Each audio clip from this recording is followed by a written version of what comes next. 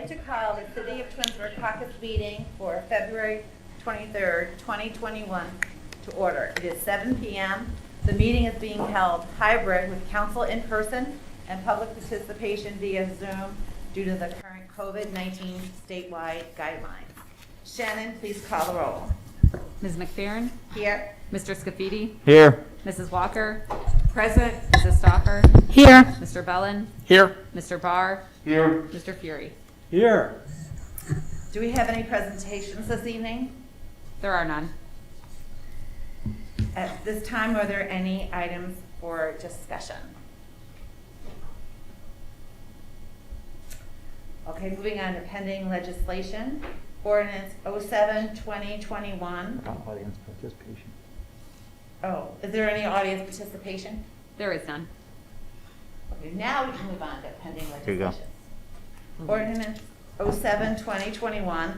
This is the sign ordinance, which will be on its third and final reading tonight. Are there any questions? Nope.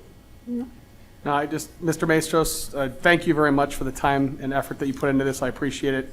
I know there's been several residents that I know it's a long time coming, so thank you for your work. You're welcome. Ordinance 13-2021. This is the second reading to approve items for the city auction. There will be a revised list for the next meeting with additions to the ordinance. Are there any questions? No. Ordinance 14-2021. This is the first reading for the permanent appropriations budget for 2021. It'll be read 3 times, but we'll need the emergency clause added on the third meeting so that it can be passed by March 31st as required. Any questions?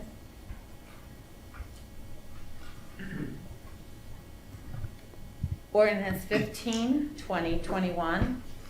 This is for the 2021 road program. The total amount of $77,766.70.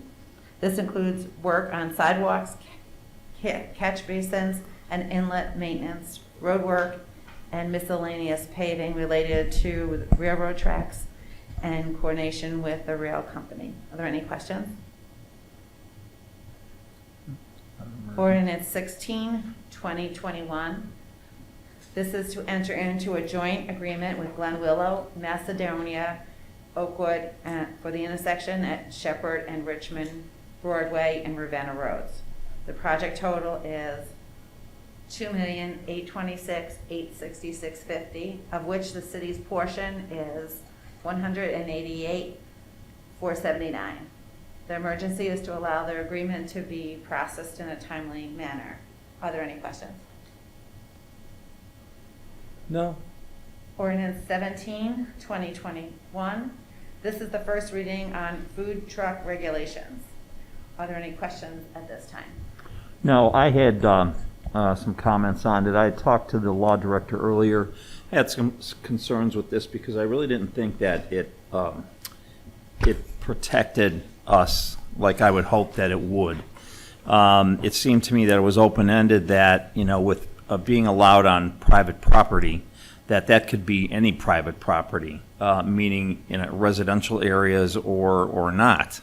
And that left it pretty open because being a residential, if I owned one, if I wanted to open the doors to it and open up on my street or in my property, and I could start selling food out of my driveway, that didn't sit very well with me.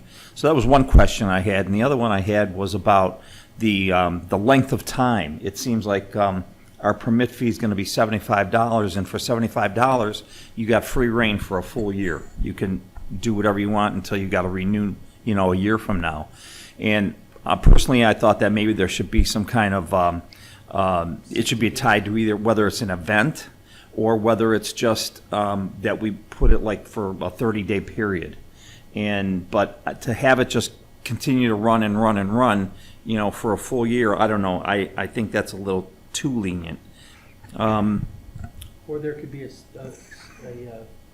tier, a monthly fee or Right. an annual fee. Right. Not Yeah, necessarily 12 times, Mm-hmm. but, you know, something. Yeah, and it really wasn't to be a moneymaker, because $75 for a permit is I not get going to it. make us any money. So that wasn't the point. It's just that, you know, to have some control over what's going on there. And if we're not happy with what's happening there, you know, we can always not renew their permit.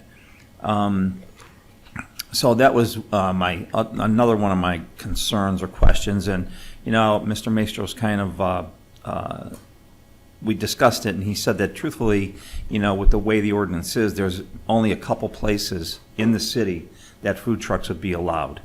And so that really calmed down one of my concerns or one of my fears. So they can't be everywhere and anywhere, or on any shopping center or any plaza that we have.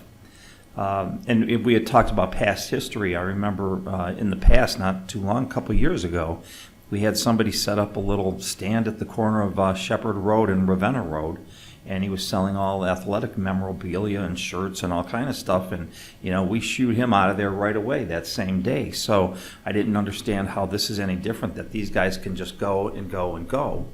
And, you know, it just continues on. So I think after talking to Mr. Maestros, you know, I would like, you know, I know this is only on first reading tonight, so I would like to continue to discuss this. And if anybody else has any input, you know, it would be nice to hear yours as well. But those are my concerns. So I still might like to see some kind of time limit on them, that they're just not, you know, good to go for a full year. So that's mine. I'd like to say something, Sam, about that. You know, when you purchase food items, that's not taxable, but your drinks are. Yeah, I'm not So sure. do they pay taxes, you know, on certain food items? Mm-hmm. Do they?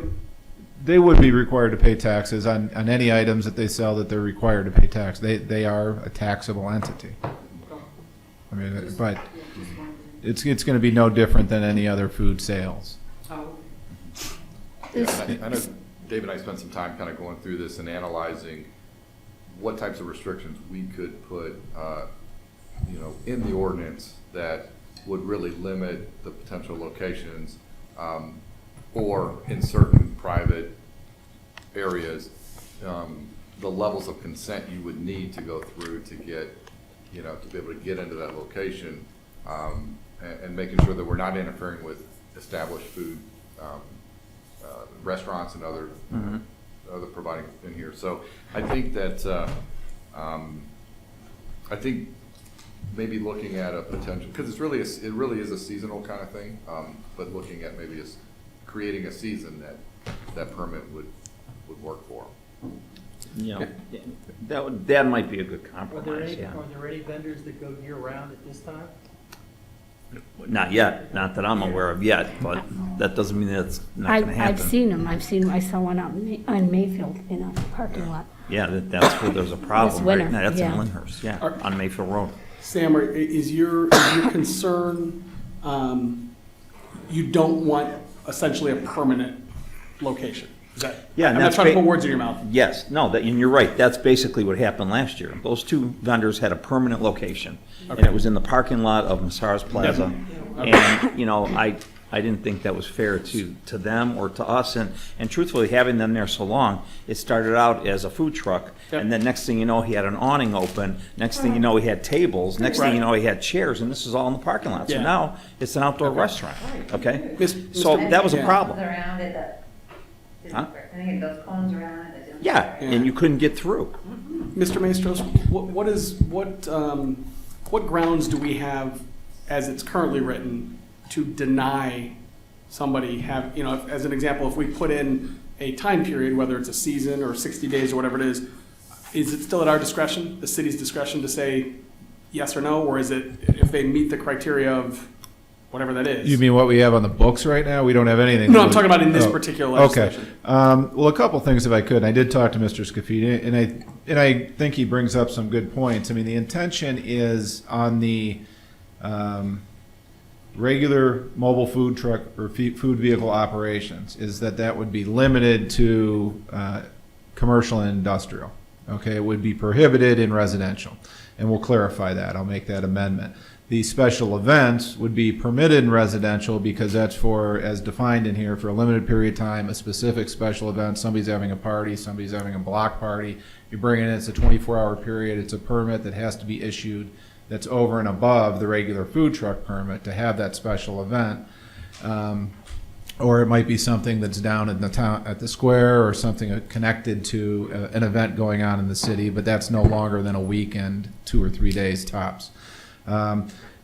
The food truck operation, we can put some limitations as far as time in there. The permitting, the idea of the permit wasn't so much to give them unlimited period of time, it's to do the inspection by both the building department to receive it, verify the insurance on the vehicle, verify that it's in compliance, have the fire department do their inspection of the fire extinguishers, the cooking area to make sure everything's in compliance. That was that idea, and I still think that that permit, that investigation and signing off is still valid or should still be valid for 12 months. We can limit the time they can actually operate. That's something different than the permit, in my opinion. The permit, I don't want the fire department to have to inspect it multiple times Every over the time. course of a Okay. season. That's fair. But what we can do is put some language in there regarding how long they could be at any specific location or operate within the city. At this point, we had 2 last year. One was a coffee truck, one was a food truck. I have no idea if that's going to increase, decrease this year. I just don't know. I know that both of those vehicles last year were paying rent where they were at. So they stayed there all summer. Like Mr. Scafidi says, it must have been financially worth it to them. So we might see them back. But you know, the areas that they could be, because we've limited them in this ordinance to be no closer than 500 feet to an established restaurant, because we don't want them competing, so to speak, with our brick and mortar places. So it's limited where they can be, and we can put some language in there limiting to the time also. So they won't be able to go back to the Massaras parking lot next year? because That of would the- not be a permitted location, no. Okay. Yeah, that's, Unless all the businesses in there were to sign off on it. or- Unless all the restaurants, existing restaurants would have to sign off, but that, I mean, Okay. we don't want to create that competition, but if they sign off on it for whatever reason. Sure. yeah. Yeah. You know, my other thing that I even brought it up is, it's like, because, again, you look at Masaras Plaza and you got many empty storefronts. Okay, and now you've I got agree. people that are coming in and really have no stake in our community whatsoever, other than to bring their food truck in and sell their stuff, and then they leave at the end of the day, and we still have empty storefronts. I agree. You know, instead of Yeah. having, you know, maybe, you know, we need people to make a commitment to our community and to our strip centers, and, you know, try to get that business more I Yeah. I don't know, I just, and I really don't think it's a good look for us either. You know, when I drove into town that one a couple of years ago and saw that guy at the corner, and he had shirts hanging all over the place and blowing in the wind, and he had an umbrella table, and it was just like, I thought, where did I just come from? Where am I? You know, this didn't even look like Twinsburg. And, you know, I just hate to see that, you know, continue to happen and keep moving on, so. Then we would have to put a time period on it. Mhm. I mean, you have to put some, Yeah. you can't just, they can't stay all summer, even if people sign off, then you're, Mhm. Well, if anybody else has any ideas, you know, that'd be nice. You know, we got a couple more weeks before this is passed, so. But that's all I have. Thank you. Thank you. Miscellaneous, does council have any miscellaneous items to discuss tonight? I do. Okay. I have one thing. I just want to go back to Masaras Plaza. I understand that there's a new owner there again of that plaza. I talked about this last time about the condition there. And now it seems like, I don't know if this is allowed or not, but they're only plowing portions of the parking lots. They're not doing the whole thing, because I would believe it's a cost savings thing for them to, they've hired a different company to come in and maintain the parking areas. And after all the snows that we had last week, they plowed everything from the curbside of all the storefronts to just behind handles. And everything else stayed full of snow. And so people are trying to drive through that and navigate through there because Handles is still open. They're open year round. And they still have doing a pretty good business. So I didn't know if that's something that's allowed or if that's something we can control at all. But, I would just, I don't know, it just seems like, now they're gonna cut back on the snow plowing. They're just starting now, and they're a new owner. What are they gonna come back on next? The maintenance of the plaza. Again, I bring up the trash collection. I was there the other day in front of Dollar General. Boy, that trash container is overflowing. Okay, I was gonna take a picture of it and I forgot of it. But, I just hate to see it go down the tubes. So, if there's anything that, Mayor, if you can talk to Keith or something, I don't know if there's anything we could do with that, but. Yeah, I can definitely check with Keith. I'm just trying to, and Dave, I don't know, I'm trying to think that from a snowplow maintenance standpoint, it is a safety issue. I would think he'd be getting a lot of pressure from his tenants about keeping it clear for their customers, which I don't know that we've ever had a problem with someone just neglecting snowplow. We've had neglecting of paving and potholes and all that kind of stuff. We've had to step in, but. Yeah, they have to maintain the circulation pattern that was set up originally and approved by planning, so I know, we can make sure they go down there and look, get somebody from building to look at it tomorrow to see if any of those lanes of trail are being blocked. It sounds like they are. Okay. From what you're saying. Is there piles, is it unclear right now? Yeah, I don't know. Well, now with the thaw we had today, it's probably down, but no, they didn't leave piles, but they just didn't touch it. You could see where they stopped. Okay. There's a line from the main driveway all the way to the end of the plaza to East Idlewood that they didn't touch any of that snow there. Okay. Left it just as it was. Yeah, we can check it out. So, Okay. oddly enough, I was over at Target in Bainbridge, and they did the same thing with their parking lot, the new store out there. They only plowed a path for cars to get through, but left the rest of it. I wonder if this is We're at the furniture store? that new Sheely's? furniture store, Sheely's. Yeah, they did the same thing, and I was joking about it. I thought, why didn't they finish the job halfway done? So now we've got, maybe the same person's being hired in two locations. Maybe it's the same owner. Yeah. Yeah. Okay, that's all I have, John. Mr. Fury? In front of us was a breakout of the board interviews, and just want to discuss it. Capital improvements, everybody that's open is reapplying. So do you feel it's necessary to interview the people that are already on the board? I don't. No. Okay, so we're gonna just let those guys keep those positions. When I look at the environmental commission, there's only one new person, but he's a former member. So do you feel necessary to interview him or the other? And I love Crystal Davis, but I don't think I need to waste your time to have her come in to put her back on the board that she's a star on. So So I was gonna bring up that we have some still openings that people haven't applied for. I see that. I do see that. All I was saying is, in the past, sometimes we've blocked off 2 days to sit through, multiple interviews. And when I'm looking at these, I don't see the necessity. Shannon was actually gonna talk about it.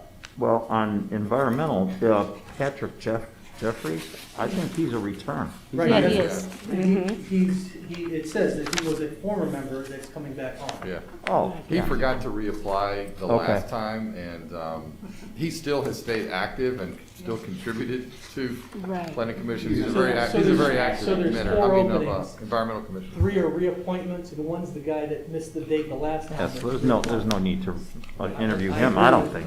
So Shannon, part of that was that she was gonna look at having us not do interviews Yeah. Monday and Tuesday and push it back to, Before the first meeting in March would actually be, we would just do it right before the council meeting to free up an Okay. evening, because we don't need 2 nights. right. Based on the applicants we have, I think if we did all new ones, I think there's only 4 or 5, which we could easily do before council meeting. As you say, there's three new people, but there's 5 openings on Park and Recs, and we only have 4 people applying, so we still need to recruit for that. So the new deadline is gonna be, Friday, March 26th Okay. at 4:30, and there's one, Parks and Rec for Ward 1, Environmental Commission would be one opening, and Architectural Review Board, there's 2 openings. So it's gonna be advertised again with the new deadline. Okay. Yeah, it should be up on our website tomorrow for people to start applying, and it'll run in next week's bulletin. Deadline's the March 26th.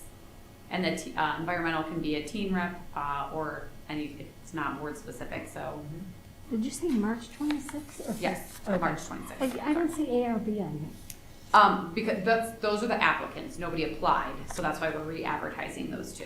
Okay, and we're losing some ARB members. Yes, so Marge Gantos and John Midlick were both up. Marge is not reapplying, and my understanding is John is interested in reapplying, just missed the deadline, so, but there'll still be that Marge's opening that we will be seeking somebody to fill, which is not board specific also. Okay. Thank you. Anything else?